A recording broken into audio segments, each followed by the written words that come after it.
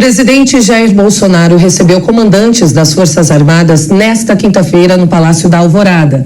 O encontro ocorreu um dia após o presidente do Tribunal Superior Eleitoral, o ministro Alexandre de Moraes, rejeitar a ação do Partido Liberal que contestava o resultado das eleições.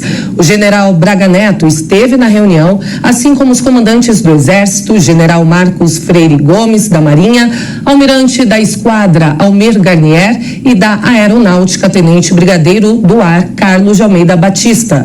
A reunião foi realizada justamente em um momento em que apoiadores de Bolsonaro cobram as Forças Armadas. Bom dia, senhoras e senhores. Hoje é 15 de março de 2024. São 8 horas da manhã. E vem a público que mais se esperava. A imprensa, na noite da última quinta-feira, revelou vários pontos da delação do general Freire Gomes. Mas, acima de todas as outras, a revista Veja conseguiu acesso a todas as 30 e tantas páginas da delação do general. Ele confirmou a ofensiva do ex-presidente e disse que ele e o chefe da aeronáutica rejeitaram a ruptura. Mas um dado que não consta nas outras matérias e que é o mais impressionante até aqui, porque outros pontos já haviam sido ventilados, é o fato de que o general Freire Gomes avisou Bolsonaro de que ele estava tentando cometer um crime e que ele acabaria sendo preso pelo que estava fazendo.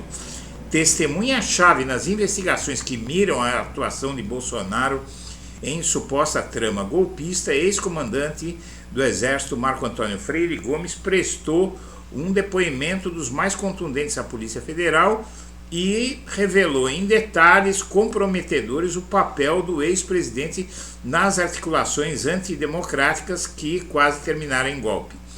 A revista Veja teve acesso com exclusividade à íntegra do depoimento do general, que tem 22 páginas.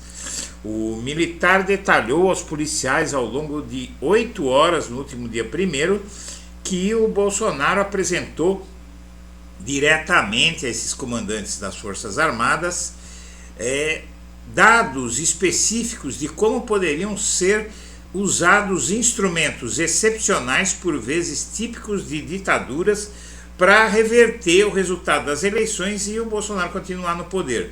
Segundo o general Freire Gomes, na reunião no Palácio da Alvorada com os chefes militares, relatada por Mauro Cid na sua delação, o Bolsonaro apresentou a ideia de decretar uma GLO e sacar elementos como estado de defesa e estado de sítio para inverter o resultado da eleição e ele assumir o poder, ele continuar no poder em vez de Lula assumir. O documento debatido no Palácio da Alvorada, descobriram os investigadores, é exatamente o mesmo encontrado no telefone celular de Mauro Cid e também na casa de Anderson Torres, que na verdade era o ministro da Justiça de Bolsonaro, e revelou-se que ele era quem dava toda a orientação jurídica ao Bolsonaro. Ele tem aquela carinha ali de vítima, tal, de bom moço, não é? Mas na verdade ele era a figura número 2 do plano golpista. Em junho, a revista Veja revelou que a Polícia Federal tinha flagrado arquivos golpistas com o Mauro Cid no celular dele. Em 28 de novembro de 2022, o Mauro Cid fez um backup do acervo do seu celular, que incluía fotografias do texto da minuta golpista, que seria apresentado a Bolsonaro em seguida, e numa visão totalmente deturpada do que é justiça, o texto atacava um tal de um ativismo judicial do STF, e dizia que ordens injustas da justiça não devem ser cumpridas, tal, né? Quem define o que é justo, o que é injusto, evidentemente eram eles. No encontro no Palácio da Alvorada, Freire Gomes relata que Bolsonaro disse que àquela altura o documento estava em estudo e que eles seriam convocados para tomar conhecimento da evolução do papo golpista ali. Foi nessa primeira reunião restrita à alta cúpula militar, realizada na biblioteca do Palácio da Alvorada, que o então comandante da Marinha, o Almir Garnier, nas palavras do próprio, teria se colocado à disposição do presidente da República para usar as tropas dele para ajudar no golpe. O endosso do almirante também fora comunicado por Mauro Cid na delação à Polícia Federal. Dias depois, segundo o relato de Freire Gomes, nova audiência foi convocada e na presença dos comandantes do então ministro da Defesa, Paulo Sérgio Nogueira, Jair Bolsonaro detalhou uma versão atualizada do documento, mantendo as medidas extremas, como estado de defesa, e anunciando uma tal de uma comissão de regularidade eleitoral que ia dizer se a eleição tinha valido ou não. O alerta de responsabilização de Bolsonaro, esse é o ponto mais importante aqui, e que até aqui não tinha sido dito, e que é importante no processo, pessoal, porque mostra basicamente que o Bolsonaro estava ciente do que ele estava fazendo e decidiu assumir o risco de dar o golpe. Ao longo do depoimento, o ex-comandante do Exército detalhou ainda que alertou o Bolsonaro repetidas vezes que o Exército não aceitaria qualquer ato de ruptura institucional e que inclusive chegou a esclarecer ao Bolsonaro de que não haveria mais o que fazer em relação ao resultado das eleições e que qualquer coisa que ele fizesse, como implantar aquela minuta golpista, iria resultar na responsabilização penal dele, ou seja, ele seria preso. Se fosse descoberto, ele seria preso. Parecia uma profecia. Entre outros crimes, Bolsonaro caminha para ser enquadrado nos crimes de tentativa de abolição do Estado Democrático de Direito e golpe de Estado ilícitos, cujas penas podem chegar a 20 anos de cadeia. Na verdade, não é profecia. Ele falou a lei para o Bolsonaro e, como o golpe não deu certo, a lei vai se cumprir. De acordo com o general, ele sempre externou ao então presidente da República, nas condições apresentadas, que do ponto de vista militar não havia como reverter o resultado das eleições. Os militares falaram, nós não vamos, o tal do Almir Garnier, que era o comandante da Marinha, até queria colocar as tropas, mas a Marinha não tem tropa, né? A Marinha tem marinheiros ali, e a nossa, inclusive, nem são tantos. Em suas declarações aos investigadores, o militar ainda negou que tenha utilizado a instituição que comandava para questionar a segurança das urnas eletrônicas. Ressaltou por diversas oportunidades que não houve fraude nas eleições e que Bolsonaro tinha plena consciência de que não haviam sido detectados desvios ou fraudes na disputa presidencial e afirmou que não concordava com a verborragia do Bolsonaro sobre ilegalidades no sistema eleitoral. E o general também revelou, como eu falei aqui, que o Anderson Torres era o cara que enchia a cabeça do Bolsonaro ali. O ex-comandante do Exército também foi, o Freire Gomes também foi confrontado com o texto da minuta golpista, encontrada na residência do Anderson Torres durante as buscas da PF em janeiro, logo depois do golpe, foram na casa dele e ele falou que o texto era o mesmo, era aquilo que o Anderson Torres tinha lá. A situação do Anderson Torres se complicou muito, tá? A revelação joga por terra a linha de defesa do Anderson Torres. Além do documento de Torres, o general detalha ainda a atuação direta do ministro da Justiça. Segundo Freire Gomes, Torres dava o suporte jurídico, um belo suporte, né? A reunião no Ministério da Defesa teve nova minuta e nessa reunião coube ao próprio ministro da Defesa, que era o Paulo Sérgio Nogueira, apresentar uma minuta ainda mais ampla do que as versões debatidas uma semana antes. Nas palavras de Freire Gomes, o Paulo Sérgio o ministro da Defesa apresentou aos presentes uma minuta de decreto que era mais abrangente do que apresentada pelo Bolsonaro, mas da mesma forma decretava o estado de defesa e instituía a criação da Comissão de Regularidade Eleitoral, para apurar, para dizer se a eleição tinha valido ou não. Eles iam criar uma comissão para dizer se a eleição tinha valido.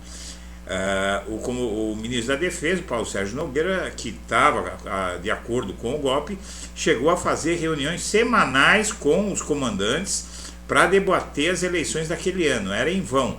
Resumiu então o chefe do Exército, a Polícia Federal, Freire Gomes. O Exército manteria uma posição institucional, imparcial e sem interferir no processo.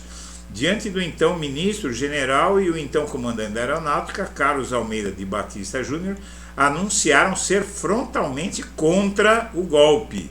Só o tal do Almir Garnier, o almirante, chefe da Marinha, que topou. E a Polícia Federal, o Freire Gomes relatou ter se sentido pressionado por militares. Coincidência ou não, o documento golpista foi divulgado no mesmo dia em que se encaminhou para si a minuta golpista debatida no Alvorada. Então aí, senhoras e senhores, o que temos é uma fala do general Freire Gomes para o Bolsonaro, que complica muito mais a situação do Bolsonaro e significa o quê? Má fé do Bolsonaro.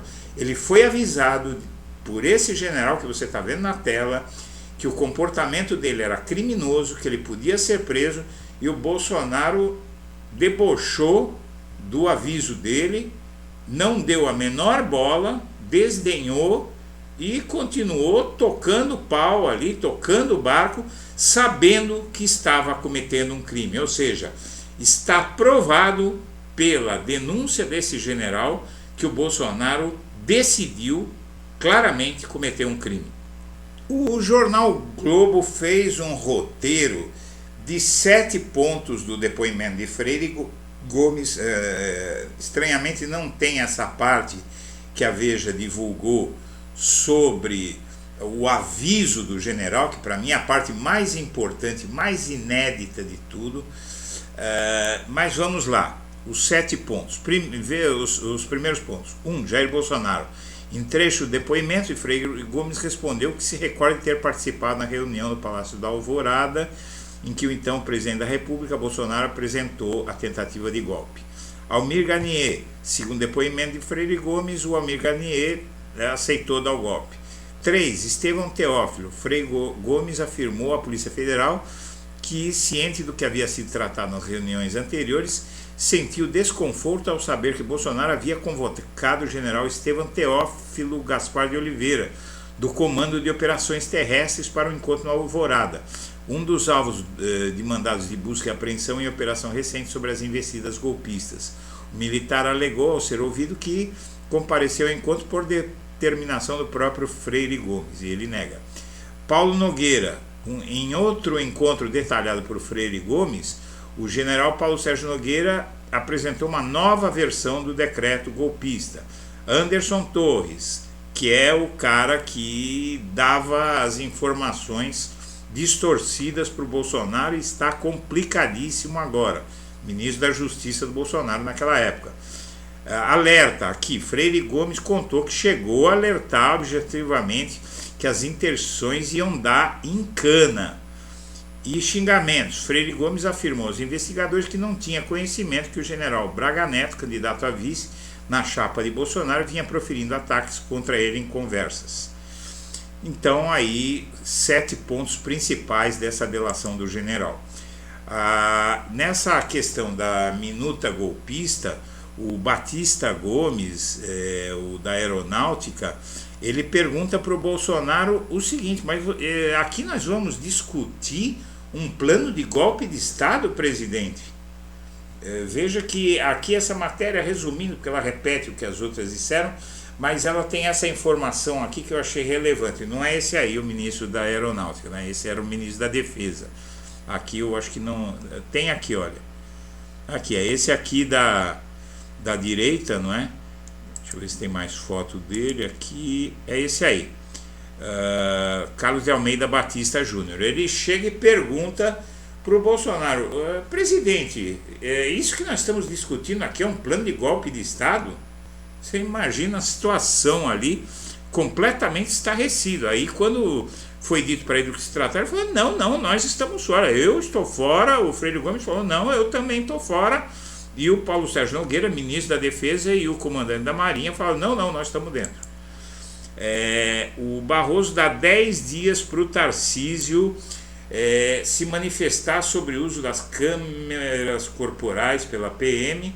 E o que vai terminar isso aí, pessoal, foi uma ação da Defensoria Pública, não é, para o STF, que o STF pode obrigar a PM de São Paulo a usar câmeras corporais.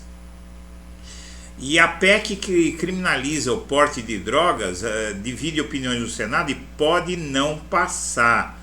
Na verdade, o relator ele diz o seguinte, ele é o Marcelo Castro, não é? O relator do caso da PEC, ele diz o seguinte, esses caras estão malucos, eles estão levando para a Constituição brasileira um negócio que para mudar a Constituição vai precisar de 49 votos no Senado e 308 na Câmara. A pessoa que for pega com qualquer tipo de droga, em qualquer quantidade, um baseado que seja, vai ser considerada traficante. Tem cabimento isso? Pergunta o relator do processo.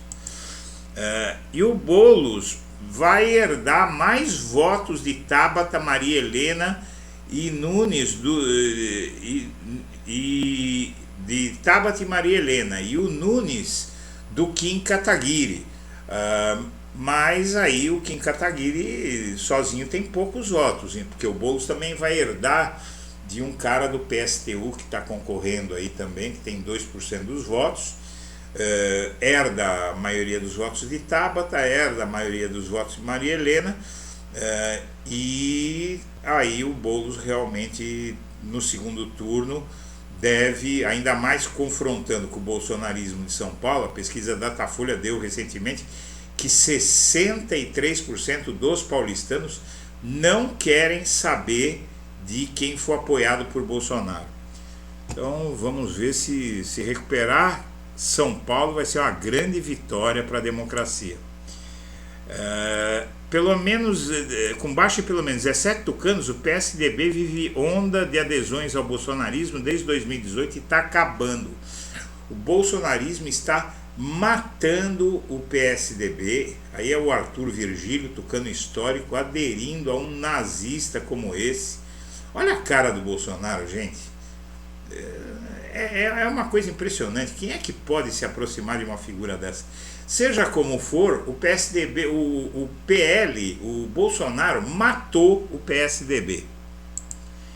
E o Bolsonaro vai ser indiciado por fraude em carteira de vacinação, e os bolsonaristas estão querendo usar esse indiciamento do Bolsonaro para vitimizá-lo, né?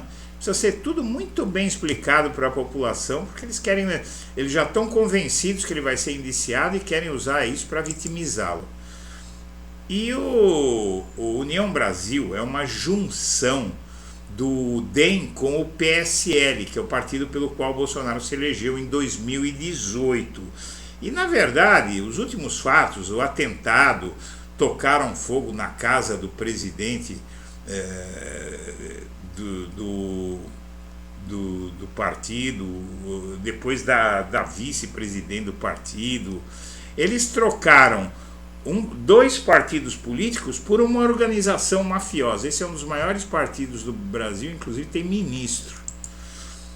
E o José Dirceu está em alta no PT, hein? Está em alta no PT, ele fez uma festa lá no Rio, foi toda a fauna política carioca, esteve lá, e vamos ver o que dá, né? O José Dirceu é um cara que foi destruído injustamente, sem provas, pelo antipetismo da mídia, né? Senhoras e senhores, eu agradeço a atenção e deixo meu abraço para todo mundo.